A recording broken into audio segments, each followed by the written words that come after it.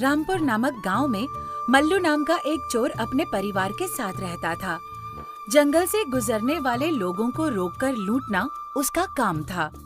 चोरी करते समय अगर वे उसके खिलाफ हो जाते तो वो उनकी जान लेने से भी हिचकिचाता नहीं था। इसी बीच एक दिन उसकी पत्नी, जिसका नाम सरिता था, अभी तक कुछ भी नहीं मिला है, तुम कब जाओगे? जल्दी जाओ, राहगीरों का समय हो गया है।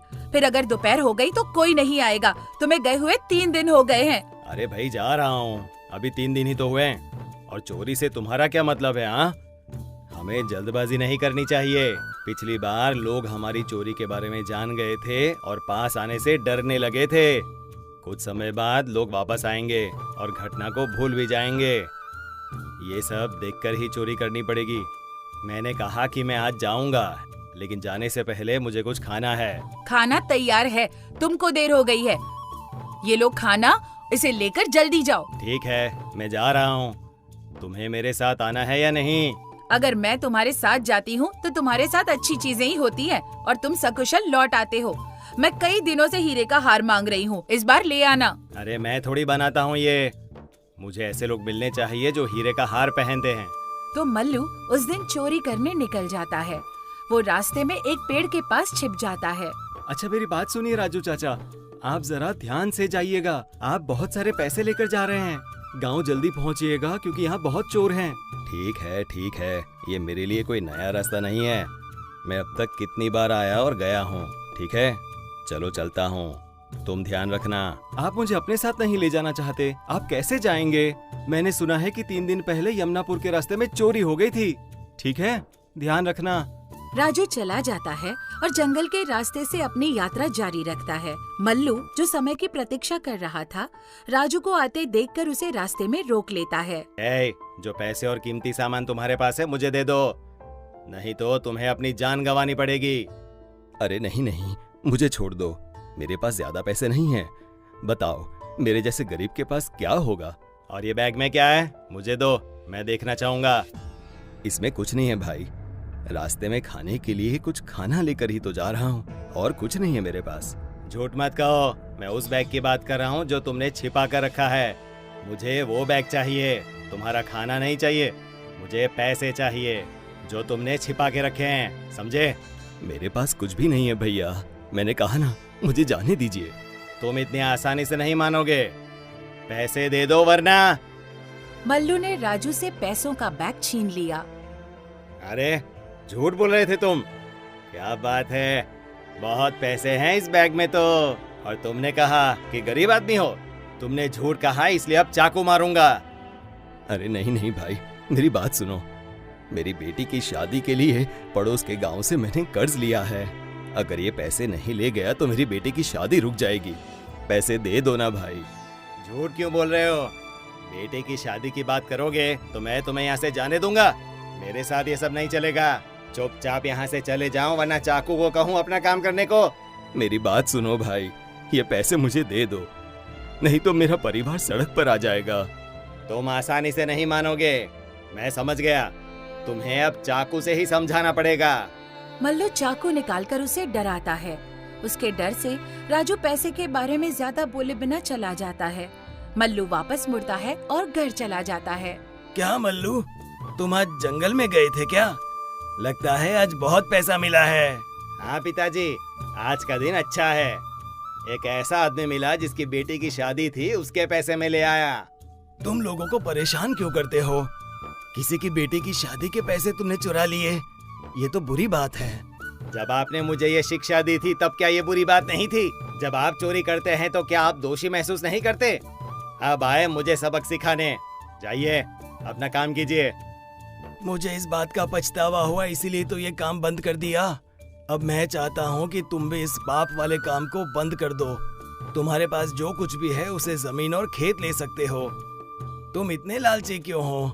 मुझे जो कहना था मैंने कह दिया, बाकी तुम्हारी मर्जी। ये सब बातें सुनने के लिए मेरे पास टाइम नहीं है, मैं जा रहा हूँ। अपने पिता से बात करके मल्लू अपने घर की ओर बढ़ता है। सुनो सरिता, इसे देखो, इसमें बहुत पैसे हैं। 1 सप्ताह के लिए फिर से जाने के लिए मत कहना। वो तो ठीक है, पर तुम्हारे पिताजी क्या कह रहे थे? क्या वो तुमसे पैसे मांग रहे थे? अरे नहीं, वो कह रहे थे कि मैं चोरी करना बंद कर दूं। उनके हिसाब से ये सब पाप है। उन्होंने भी तो अभी छोड़ा है। उन्होंने तब तक इसे किया जब तक उनसे हुआ। उनकी बात पर ध्यान मत दो। क्या तुम बच्चों के लिए कुछ लाए हो या खाली हाथ ही लौट आए हो? अरे लाया हूँ ना, देखो एक जोड़ी कपड़े और मिठाई का डिब्बा भी लाया हूँ। चलो उन्हें बुलाओ। हम यहाँ हैं पिताजी। मेरे लिए क्या लाए हैं? पिछली बार जो लाए थे ये उससे बहुत अच्छे हैं पिताजी। अच्छे होंगे ही ना, इसकी कीमत पिछली बार लाए हुए कपड़ों से दुगनी है। और ये देखो मिठाई का डिब्बा भी है, लो इसे। हाँ, ये मुझे बहुत पसंद है। पर इस बार जब आप जाओ तो मुझे भी ले चलना पिताजी। मैं भी साथ चलूंगा। नहीं बेटा, तुम्हें ये काम करने की जरूरत नहीं है। मैं नहीं चाहता कि तुम ऐसा कुछ करो। मल्लू वो दिन अपने परिवार के लोगों के साथ बहुत खुशी से बिताता है। एक हफ्ता बीतने के बाद मल्लू हमेशा की तरह चोरी करने निकल जाता है। आज मुझे किसी और रास्ते से जाना चाहिए। सुना है कि सैनिक वहाँ पर पहरा देने के लिए खड़े हैं। सुरेश की बेटी सुजाता उसी रास्ते से आ रही थी। जल्दी करो बेटा, 2 घंटा और चलेंगे तो गांव पहुंच जाएंगे। तुम नवविवाहित जोड़े हो और कोई घटना होने से पहले तुमको घर पहुंच जाना चाहिए। इस रास्ते पर चोर नहीं है पिताजी। हाँ जानता हूँ, ये पिछली बार वाला रास्ता नहीं है, ये दूसरा रास्ता है। जंगल को पार करने के बाद हम कुछ खाएंगे। मल्लू ने उन तीनों को आते देखा। लगता है इनकी अभी अभी शादी हुई है। गहने भी बहुत होंगे इनके पास। अगर मैं इन्हें लूट लूं तो 10 दिन तक आराम कर सकता हूँ। चुपचाप से जो भी गहने और पैसे हैं मुझे दे दो, वरना तुम लोग यहाँ से जिंदा नहीं जा पाओगे। देखिए भैया, ये नवविवाहित जोड़ा है। 2 दिन पहले ही इनकी शादी हुई है। हमारे पास जो पैसे हैं वो ले लो, लेकिन हमें जाने दीजिए। हम इस बारे में किसी को नहीं बताएंगे। मैं तुम्हें बेवकूफ लगता हूँ क्या? तुम्हें लगता है कि मैं कोई छोटा मोटा चोर हूँ? मुझे पैसों के साथ सारे गहने भी चाहिए, वरना तुम्हें पता है इस रास्ते में कितने लोगों ने अपनी जान गंवाई है। अगर जान का डर है तो यहाँ पैसे और गहने रख दो। देखिए, हमने सारे गहने इस बैग में रखे हैं। आप इसे ले लीजिए और हमें जाने दीजिए। और वो मंगलसूत्र और गले के हार का क्या? वो कौन देगा? उसे भी निकाल कर यहाँ रख दो। नहीं नहीं, ये हार मैं नहीं दूंगी। ये हार मेरी माँ का है। इसमें मेरी माँ की यादें हैं। भगवान के लिए इसे मुझसे मत छीनो। भगवान के लिए इसे छोड़ देंगे तो हम जैसे लुटेरे क्या भीख मांगेंगे? खुद ही अपने गले से इसे उतार दो, वरना मैं निकाल लूंगा। आसानी से समझ नहीं आता तुम्हें? भैया, ये नवविवाहित लड़की है, इस मंगलसूत्र को हटाना ठीक नहीं है। लगता है तुम ऐसे नहीं समझोगे। अब मैं अपने चाकू से ही समझाऊंगा। मल्लू चाकू निकालता है और सुरेश को चाकू से मार देता है। सुरेश की मौके पर ही मौत हो जाती है। अब समझ में आया? चुपचाप हार देती हो या और भी कुछ कहना है? वे डर के मारे सारी चीजें निकालकर मल्लू को दे देते हैं और सुरेश को लेकर वहाँ से चले जाते हैं। पेड़ पर बैठा भूत मल्लू की सारी करतूतें देख रहा था। हे मल्लू, लगता है आज का दिन तुम्हारे लिए अच्छा है। पैसे और जेवर के साथ गले का हार भी तुम्हें मिल गया, लेकिन ये सब पाने के लिए तुमने एक जान ले ली। तुम्हें इसे क्या लेना देना? तुम हो कौन? मैं किसी भूत वूत से डरता नहीं हूँ। मैं डरावना भूत नहीं हूँ, मैं एक बुद्धिमान भूत हूँ। बताओ, तुम राहगीरों से सारे पैसे, जेवर और हार क्यों चुरा लेते हो? क्यों चुराता हूँ? मैं चाहता हूँ कि मेरी पत्नी और बच्चे आराम से रहें, जिससे हमें पैसे की परेशानी ना हो। अच्छा, तुमने अपनी पत्नी और बच्चों की खुशी के लिए किसी भले इंसान की जान ले ली। क्या तुम उन्हें इतना प्यार करते हो? हाँ बिल्कुल, मैं जो कुछ भी करता हूँ उनके लिए ही करता हूँ। मेरी पत्नी कई दिनों से हीरो का हार मांग रही थी। आज हार को देखकर उसका चेहरा खुशी से खिल उठेगा। अच्छा, लेकिन क्या उन्हें खुश करने के लिए तुम्हें इतने पाप करने पड़ते हैं? पाप करने के बाद तुम्हें भुगतना पड़ेगा। हर पाप की सजा होती ही है। ये सब बेकार बातें हैं। पाप और पुण्य कुछ नहीं होता। आज जो मिला है वो मेरा है, कल किसी और का होगा। बस मैं भी ऐसा ही सोचता था। पिछले जन्म में तुम्हारे जैसा ही बड़ा डाकू था। पाप से नहीं डरता था मैं, पर अब देखो क्या हाल हो गया है मेरा। इस हालत से मुझे हजारों सालों तक मुक्ति नहीं मिल पाएगी। तुम भी ये पाप के काम बंद कर दो। मैंने इसे अनुभव किया है इसलिए कह रहा हूँ। ये मेरा हाल इसका सबूत है। अब सुधर जाओ।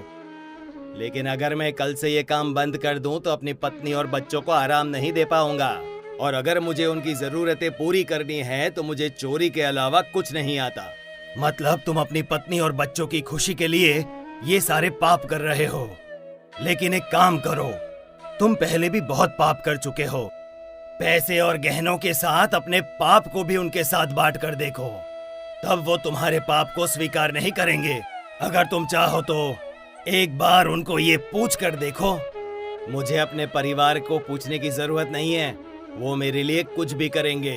अगर पाप को स्वीकार करने की बात कर रहे हो तो वो लोग जरूर करेंगे।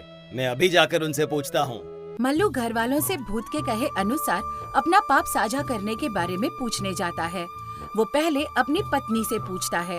ये लो, हार लाया हूँ और इसमें पैसे हैं। अब मुझे महीनों तक जाकर चोरी करने की जरूरत नहीं है। बहुत अच्छे। मैं हमेशा से ये हार चाहती थी। मैं जो कुछ भी मांगती हूँ तुम उसे बिना इनकार किए ले आते हो, इसीलिए मैं तुम्हें बहुत पसंद करती हूँ। अरे सरिता, ये सब तो मैं तुम्हारे लिए ही तो करता हूँ। अब तुम्हें एक काम करना होगा। मैं तुम्हारे लिए कुछ भी करूँगी। आज मैं बहुत खुश हूँ। बोलो मुझे क्या करना है? ये सब तुम्हारे लिए लाने के लिए मुझे बहुत पाप करना पड़ता है। मतलब आज मैंने एक आदमी की जान ले ली, तब जाकर तुम्हारे लिए हार ला पाया हूँ। मैंने बहुत पाप किए हैं। तो क्या अब तुम इन पापों को साझा करना चाहोगी? ये क्या कह रहे हो? हम जो कुछ भी मांगे उसे लाना आपकी जिम्मेदारी है। मुझे परवाह नहीं है कि तुमने इसे चुराया है या कड़ी मेहनत की है। सभी पाप तुमने किए हैं और उनमें से आधा पाप अब मेरे साथ साझा करना चाहते हो। ये नहीं हो सकता। मुझे वो पाप नहीं चाहिए। मैं नरक में नहीं जाऊंगी। क्या बात है माँ? पाप क्या होता है? पाप का मतलब है तुम्हारे पिता की चोरी और डकैती और दूसरे लोगों की मेहनत की कमाई लेना। हम डकैती को पाप कहते हैं। अगर तुम ये पाप करोगे तो नरक में जाओगे। नरक में बहुत कठोर सजा मिलती है। क्या मेरे पिता को मेरे पापों की सजा नरक में मिलेगी? हाँ बेटा, इसकी सजा मिलेगी। लेकिन क्या तुम अपने पिता के कुछ पापों को बांटोगे? मुझे नरक में सजा नहीं पानी माँ। मुझे भी ये पाप नहीं चाहिए। देखा तुमने, ना सिर्फ मैं, मेरे पेट से पैदा हुआ बच्चा भी तुम्हारे पाप को साझा करने के लिए तैयार नहीं। तुमने जो पाप किए हैं वो सिर्फ तुम्हारे होंगे। कोई भी उस पाप को साझा नहीं करेगा। क्या हम नहीं चाहते कि तुम कोई अच्छा काम करो? ये सुनकर मल्लू तुरंत भूत के पास वापस चला जाता है। आओ मल्लू, बहुत जल्दी वापस आ गए। क्या अपने सारे पापों का उन्हें हिस्सेदार बना दिया? मैं तुम्हारी बात समझ गया हूँ, पर वो मेरे पाप को साझा करने के लिए तैयार नहीं है। वो तो कह रहे हैं कि ये सब मेरी जिम्मेदारी है। मैंने तुमसे पहले ही कहा था, पाप को साझा करने के लिए कोई तैयार नहीं होता। पर इन पापों से तो मुझे कभी मुक्ति नहीं मिल पाएगी। अब तुम ही कोई रास्ता बताओ। तुम्हें ये सारे काम छोड़ने पड़ेंगे।